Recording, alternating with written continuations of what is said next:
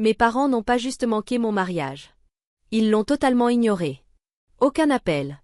Aucune excuse. Juste 3 chaises vides qui me fixaient pendant que je prononçais mes vœux devant une salle remplie d'inconnus. Les invités souriaient comme si de rien n'était, mais moi, je voyais la pitié dans leurs yeux. Je la sentais traverser la soie de ma robe. Je me suis dit que ça allait. Mais non. 2 ans plus tard, quand ma Porsche à 135 000 € est apparue sur Instagram, ma mère a enfin appelé. Sa voix était tendue, comme répétée à l'avance. Il faut qu'on parle. Réunion de famille demain. J'ai dit oui. Et crois-moi, je ne suis pas venue les mains vides. Avant de te dire ce qui s'est passé ensuite, like la vidéo et dis-moi en commentaire d'où tu écoutes. Est-ce qu'on t'a déjà ignoré, jusqu'à ce que tu réussisses? On dit que la famille, c'est pour la vie. Chez moi, la famille a toujours voulu dire Logan. En grandissant, tout tournait autour de mon grand frère. Ses trophées, ses notes, ses projets d'avenir. Papa disait qu'il était l'avenir du nom Dupont, comme si on était de la royauté et pas juste une famille moyenne dans une banlieue près de Lyon. Moi, j'étais Léa, la discrète. L'aide-soignante. La fille qui ne demandait rien parce qu'elle avait la tête sur les épaules. Je dessinais par terre dans le salon pendant qu'il réorganisait la cheminée pour faire de la place à la dernière récompense de Logan. L'odeur de l'après-rasage de papa, le clic sec de l'appareil photo de maman pendant qu'elle immortalisait ses victoires, tout ça est gravé en moi. Mon diplôme d'art, celui que mon prof avait qualifié de prometteur, a fini au fond d'un tiroir de cuisine, sous des vieux bons de réduction. Je me revois lui demander doucement s'il viendrait à mon expo de fin d'année. Maman ne s'est même pas détournée de sa casserole. On verra, chérie. Logan allait régional. C'était ça notre rythme. Ses besoins d'abord. Mes rêves ensuite. Même quand j'ai décroché une bourse complète pour Polytechnique, la première chose que papa a dite, c'est « Super. Logan pourrait peut-être s'y transférer aussi. » Ça en devenait presque drôle, cette façon qu'ils avaient de ramener chaque compliment à lui. Alors j'ai arrêté de les attendre. J'ai appris à faire passer mon silence pour de la force.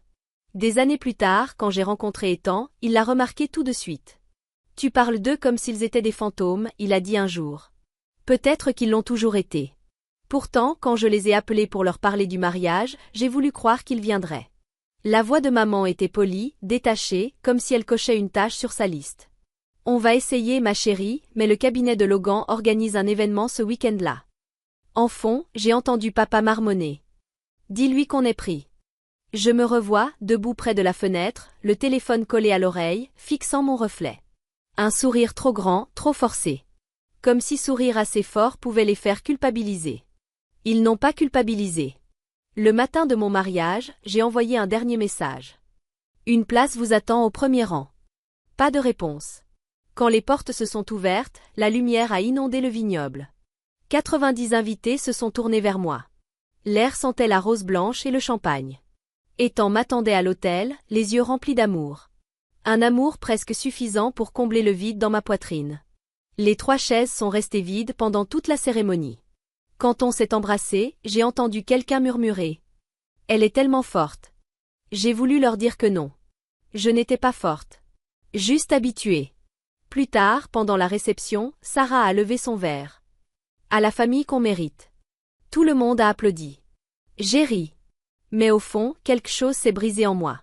2 ans plus tard, j'avais construit une vie sans chercher leur approbation. Enfin, c'est ce que je me racontais. L'automne à Strasbourg avait cette beauté grise et résolue. Comme si toute la ville avançait à travers le brouillard. Mon bureau était au 21e étage, avec vue sur la rivière. Le jour où la vente a été finalisée, l'écran a affiché. Studio Croissant vendu. 21 millions d'euros. Mon équipe a débarqué avec du champagne. Aléa Dupont. Jen a crié. La femme qui a tout bâti à partir de rien. Les verres ont teinté. La musique a explosé depuis un téléphone. Et pendant quelques heures, je me suis autorisée à ressentir tout ça. Chaque nuit blanche, chaque refus, chaque victoire silencieuse que personne n'avait vue. Quand le bureau s'est vidé, je suis restée seule, scrollant la page Insta de l'entreprise. Mon reflet se superposait aux lumières de la ville. Sans réfléchir, j'ai ouvert mon compte perso. Et posté la photo de la Porsche, gris métal, garée devant chez moi. Légende, rêves accomplis. Ce n'était pas de la frime. C'était une preuve. Pour moi. Que j'y étais arrivée. Sans eux. 3 jours plus tard, mon téléphone a vibré en pleine réunion. Numéro inconnu. Indicatif du barin. Pendant une seconde, j'ai cru que c'était un journaliste. J'ai répondu quand même. Léa. La voix de ma mère. Douce. Précautionneuse. Comme si elle marchait sur du verre. Je me suis figée. 5 ans. Pas un appel. Pas un message. Maman? Il faut qu'on parle. Réunion de famille demain, 14 heures. J'ai lâché un rire sec, plus tranchant que prévu. Après 5 ans de silence, maintenant vous voulez une réunion? C'est important, elle a dit, le ton coupé, comme une manager qui programme une évaluation. En fond, papa lui a soufflé, c'est urgent. Je les ai imaginés, debout dans ce même vieux couloir colonial, en train d'évaluer la taille de ma réussite avant de décider comment s'en servir. De quoi il s'agit? Son silence a tout dit. On t'expliquera demain. Quand la ligne s'est coupée, je suis restée là, fixant mon écran. Pendant 1 minute, je n'ai ressenti ni colère ni nostalgie. Juste, une forme de lucidité. Ils n'avaient pas changé. Ils avaient vu la voiture. Fait les calculs. Ethan a levé les yeux de son ordi, de l'autre côté de la table. Tout va bien? J'ai retourné mon téléphone, écran vers la table. Ma mère veut une réunion de famille. Il m'a observé. Tu vas y aller? Oui. J'ai dit. Je crois que c'est le moment. Ce soir-là, je me suis assise au bord du lit, faisant défiler de vieilles photos. Mon bouquet de mariage. Les premiers locaux de mon équipe. La Porsche au coucher du soleil. 3 instantanés de ma vie. 3 photos, sans les mêmes visages. Ma mère disait souvent que j'étais trop indépendante pour mon propre bien. Elle avait peut-être raison. Mais l'indépendance, c'est la seule chose qui a toujours été là pour moi. J'ai ouvert mon ordinateur. Rédigé un mail à mon avocate. Besoin de revoir les documents de la fiducie pour demain matin. S'ils organisaient une réunion de famille, j'y entrerais avec quelque chose de plus fort que la culpabilité. Le lendemain, je me suis réveillée avant le réveil. La maison était silencieuse. Juste le bruit du frigo et celui d'Ethan qui moulait du café dans la cuisine. Je me suis habillée comme on s'arme. Costume bleu marine, chignon bas, talons nets. Ethan m'a tendu une tasse. Tu n'es pas obligé d'y aller. Si. Mais cette fois, j'y vais pas en tant que leur fille. Il a hoché la tête. N'oublie pas qui tu es. Le trajet jusqu'à la maison de mon enfance a duré 40 minutes. La lumière d'octobre traversait les arbres, douce mais froide. Chaque kilomètre, c'était comme retirer une couche que j'avais mis des années à construire. Plus je me rapprochais, plus ma poitrine se serrait. La maison m'a semblé plus petite. Comme si le temps l'avait réduite à sa juste taille. Volet blanc, porche en briques. Et ces mêmes hortensias que maman arrosait chaque soir. Rien n'avait bougé. Elle a ouvert la porte avant même que je ne frappe. Son regard a glissé directement vers la Porsche dans l'allée. Tu t'en sors bien, dis donc. Pas de bonjour? Si, rien de plus. À l'intérieur, l'air sentait le produit citronné et le contrôle. La table de la salle à manger était déjà dressée. Des papiers rangés bien à côté de la tasse de café de papa. Il siégeait en bout de table, comme pour un conseil d'administration. Logan et sa femme, Hélène, étaient déjà là, leur visage soigneusement maquillé d'un air préoccupé. Léa. La voix de papa portait toujours la même autorité. Merci d'être venu à si bref délai. Je savais pas que j'avais le choix, ai-je répondu, m'asseyant sur la seule chaise libre. Il a raclé sa gorge. Ton frère traverse quelques difficultés financières. Les frais de scolarité des jumelles sont en retard. Et leur maison, le prêt est en souffrance. J'ai croisé les mains sur la table. Et ça me concerne comment? Maman a enchaîné, sa voix tremblante pile au bon moment. Toi, tu es stable maintenant. On s'est dit que tu pourrais peut-être aider, le temps que ça s'arrange. La famille s'entraide, a ajouté Logan, penché en avant comme un commercial qui sent la signature arriver. Papa a glissé un dossier devant moi. Voici les papiers du prêt. On a déjà rempli la plupart des infos pour te faciliter la tâche. Mon prénom apparaissait en bas, sur la ligne de signature. Quelque chose en moi s'est figé. Pratique, ai-je dit doucement. Vous deviez préparer cette réunion depuis un moment. Maman a regardé papa du coin de l'œil. Ne sois pas théâtrale, Léa. On te demande, pas on t'impose. Vraiment? Parce que ça ressemble à un piège. Logan a soufflé. Tu crois toujours qu'on t'attaque. T'as fait ton fric. Maintenant, fais preuve de famille et partage. Papa lui a posé une main sur l'épaule, comme pour le calmer. Léa, on a tout investi en toi et dans ton éducation. C'est le moment de rendre l'appareil. J'ai failli éclater de rire. L'éducation que j'ai eue grâce aux bourses? Parce que vous n'avez pas voulu co-signer mes prêts. Silence. La voix de maman est tombée dans ce murmure suppliant qui m'effondrait autrefois. Pense à tes nièces, ma chérie. Elles ne méritent pas de payer pour ça. Ces mots sont tombés dans l'air comme un piège. Je me suis levée lentement. Je me suis approchée de la fenêtre, fixant la pelouse parfaitement taillée. La même balançoire. Celle d'où Logan m'avait poussée juste pour rire. Peinture effacée. Cordes usées. Certaines choses ne changent jamais. Je me suis retournée, calme. Vous étiez où à mon mariage? Logan a cligné des yeux. Quoi? Mon mariage. Il y a 2 ans. Où étiez-vous? Les lèvres de maman se sont pincées. On était occupés. Logan avait cet événement. Papa a ajouté sans gêne. Ce n'était pas le bon moment. Le monde s'est figé. Même l'horloge semblait s'être arrêtée. Je les ai regardés, un par un. Et maintenant vous êtes là. Parce que vous avez vu la Porsche sur Instagram. Parce que, soudainement, je vaux votre temps. Personne n'a répondu. J'ai refermé le dossier, l'ai glissé devant papa. Vous aurez ma réponse demain. En partant, maman m'a lancé. Léa, ne rend pas ça plus difficile que ça ne l'est. Je ne me suis pas retournée. C'est déjà aussi dur que ça peut l'être. Dans la voiture, j'ai soufflé. Pour la première fois. Mes mains étaient stables. La peur avait disparu. Demain, il comprendrait ce que veut dire famille, quand ce mot cesse d'être une arme. Le lendemain après-midi, la lumière du soleil traversait à nouveau la salle à manger, éclairant la table comme un projecteur avant une scène. J'ai garé la Porsche devant. Les laissé ronronner quelques secondes de trop. Puis j'ai coupé le moteur. Mon cœur ne battait pas plus vite. J'étais prête. Maman a ouvert la porte, impeccable dans son pull beige. Comme si c'était une discussion familiale ordinaire. Tu es venue, a-t-elle dit. Bien sûr.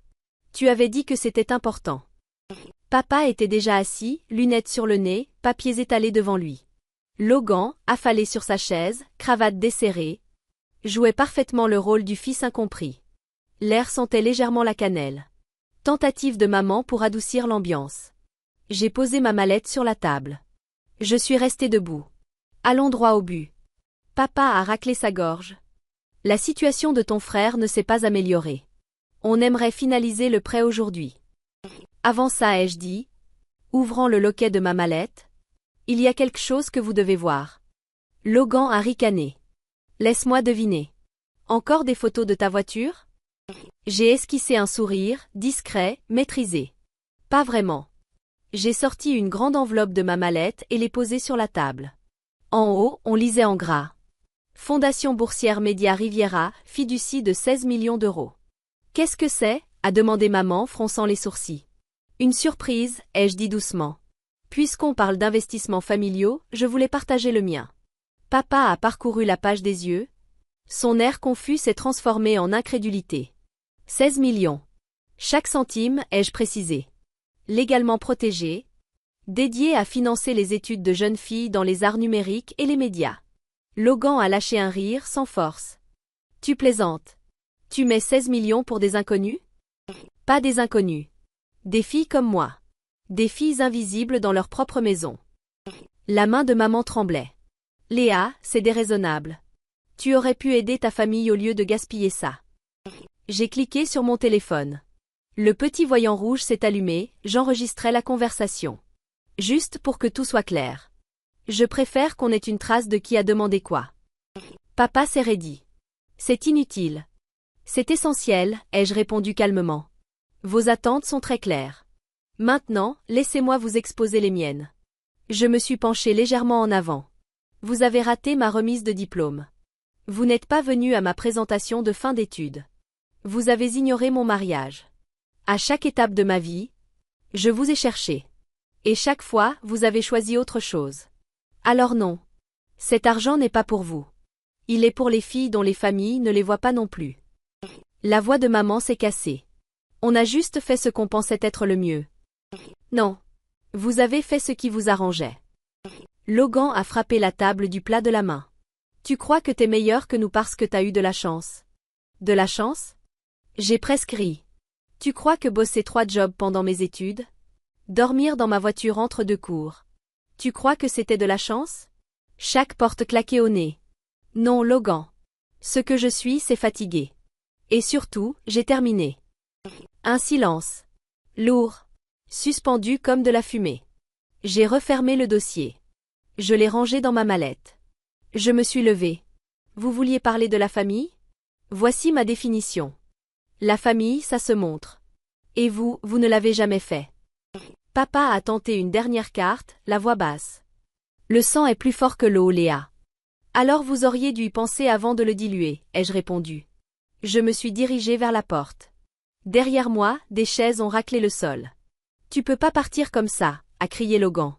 Je me suis tournée à peine, juste assez pour croiser son regard. Je suis déjà partie. Il y a 2 ans. La porte s'est refermée derrière moi. Dehors, l'air était vif, pur.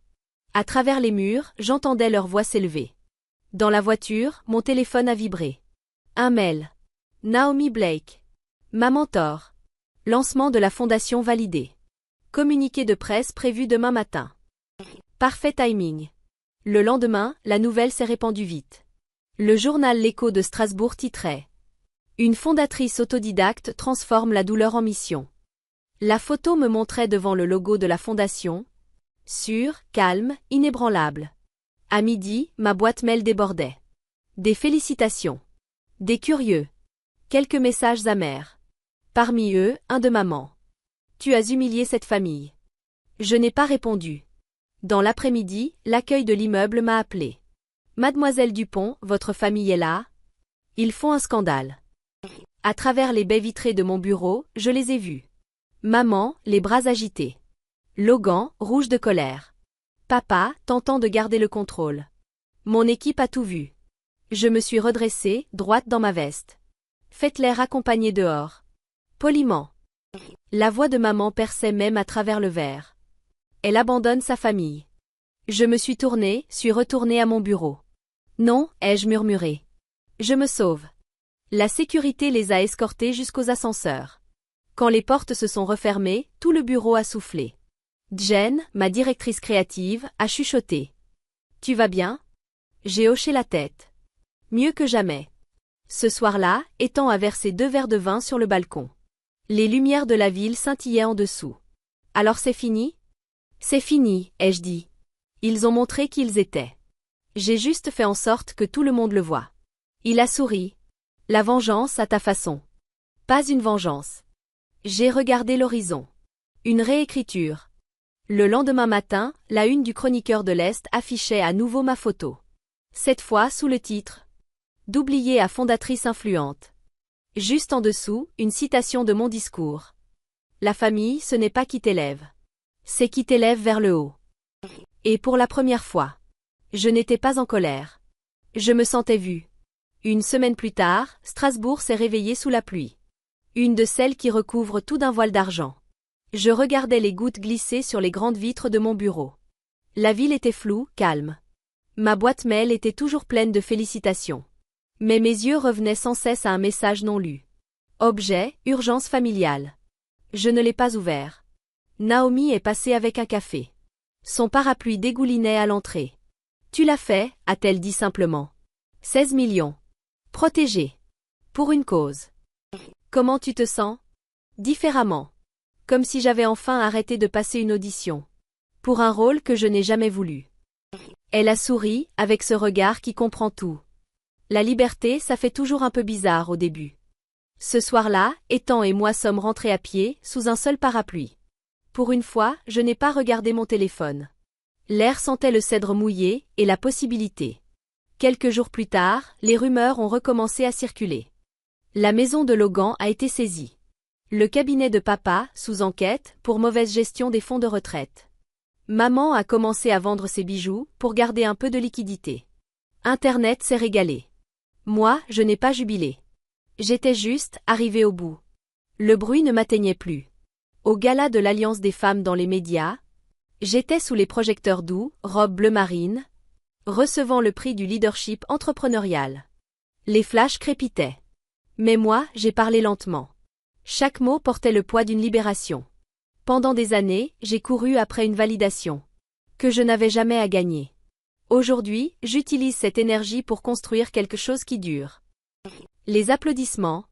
Ce n'était pas de la pitié. C'était du respect. Après la cérémonie, une jeune réalisatrice, à peine 20 ans, s'est approchée. Les yeux brillants. Madame Dupont, votre fondation, ça change tout pour moi. Mes parents ne croient pas en ce que je fais. Mais votre histoire. Sa voix s'est brisée. Elle me redonne confiance en moi. Ces mots ont touché un endroit en moi, là où vivait cette douleur d'avant. J'ai posé une main sur son épaule. Tu n'as pas besoin de leur permission pour être brillante. De retour à la maison, le trophée était posé sur la cheminée, là où trônaient autrefois les coupes de Logan. Ethan m'a vu le regarder. Ça va? J'ai hoché la tête. Mieux que ce que j'aurais cru un jour.